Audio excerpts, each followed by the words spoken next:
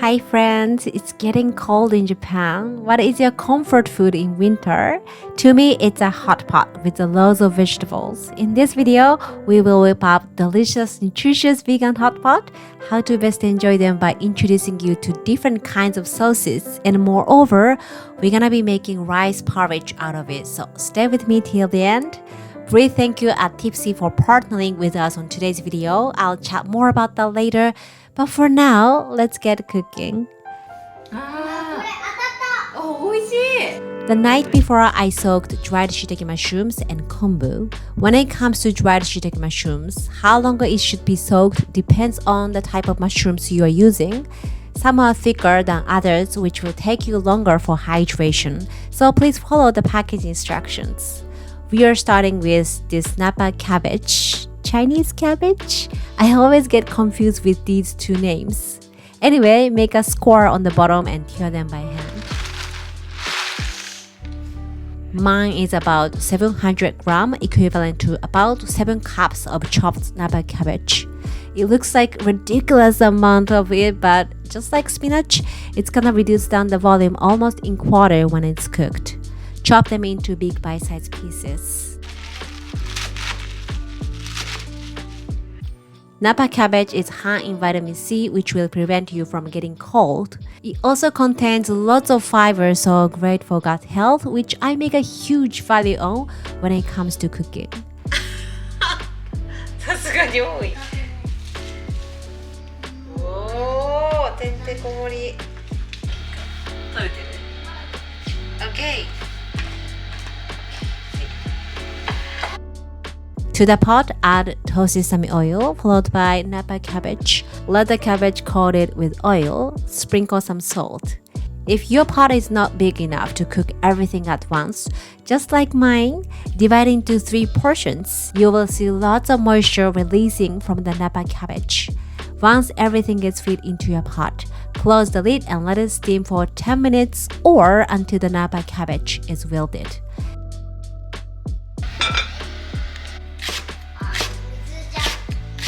In the meantime, we're gonna finish prepping other ingredients. Slice leeks. Remove the stem of enoki mushrooms. Slice daikon radish.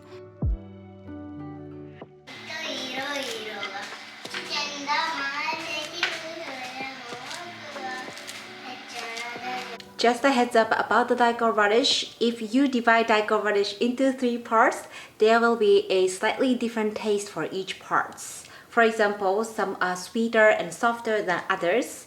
I explain more about that in this video and also wrote the article on my blog, so I hope it helps. For the carrot, I shaped a flower by using a cookie cutter, but this is just for the sake of the beauty of this video. In reality, I just thinly slice them. If you want to get your kids involved in cooking, this is a fun way to do so.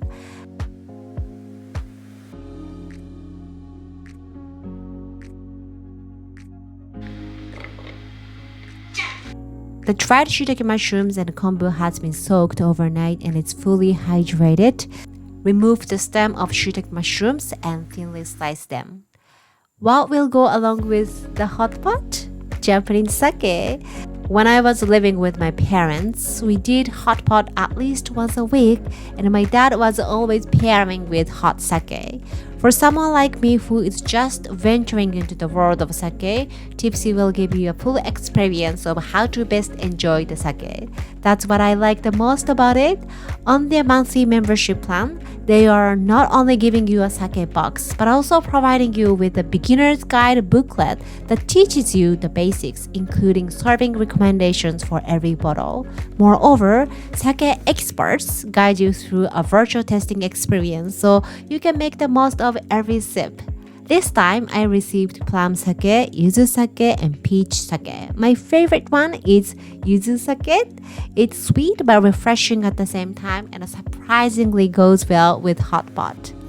If you're interested, use my code Miwa Cooking SOCT to get 15% off for all of your purchases. Now let's check on our Napa cabbage. You can see lots of moisture has been released. At this point, add broth. Once it comes to a gentle boil, remove the kombu.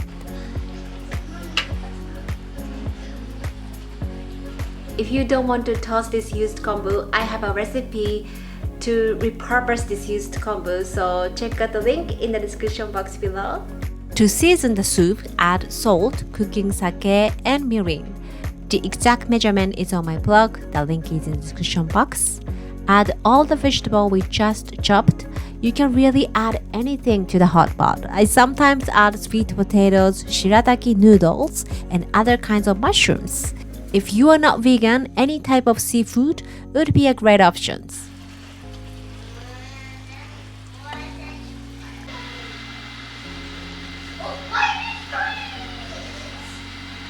Close the lid and let it cook until all the ingredients are fully cooked, which took me about 20 minutes or so. We have plenty of time to prepare the rest of the ingredients and sauces. I have thin fried tofu, which is called aburage in Japanese. This tofu is deep fried, so we want to remove oil before adding it to the hot pot. To do that, easiest way is using a kitchen towel. Just pressing fried tofu as much as possible to let the kitchen towel absorb all the excess oil. Cut them into strips. This is gonna give a nice richness to the soup, but if you don't find it, don't worry about it, it's optional.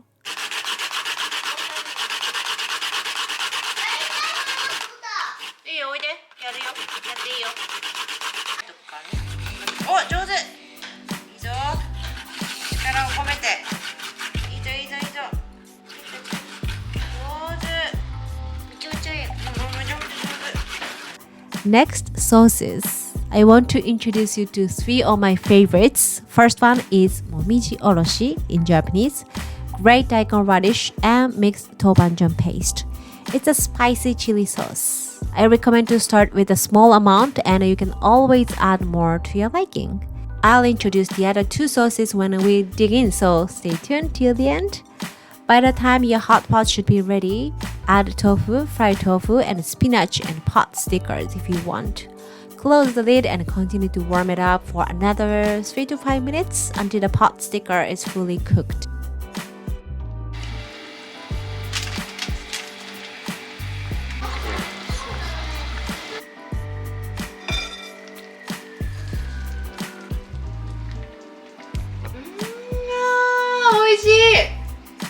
Before serving, have a taste and adjust the taste with soy sauce. It's under seasoned since we are going to enjoy it with sauces. But if you are enjoying it by itself, you want to add more soy sauce. Serve it to the table when it's still hot. First, enjoy soup without adding anything. It will instantly warm you up. It's like a cure from inside.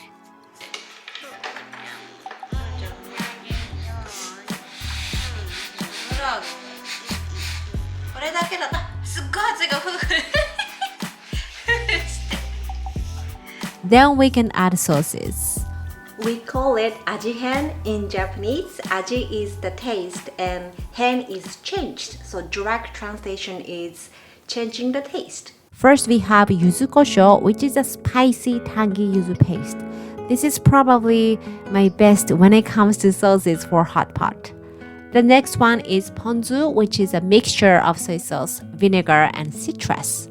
The last one is nourishes, the one we made earlier.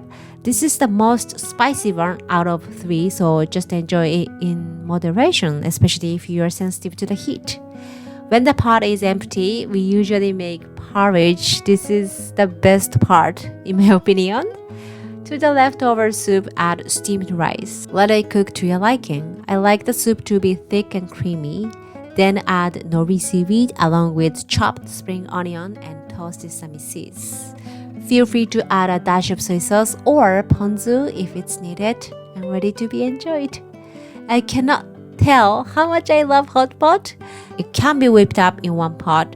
When I was little, my dad made it at the dining table, so all my mom had to do was chopping all the ingredients and assembling everything on a table.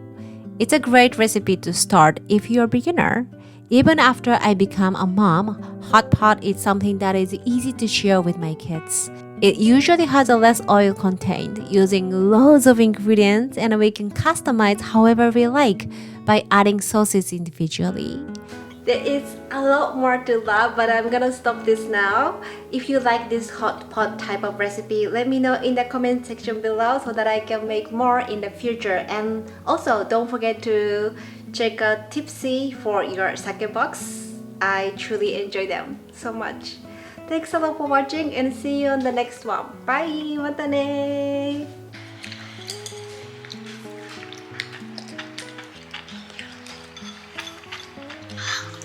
美味しい？おー、いいね。結構いっぱい食べるね、野菜。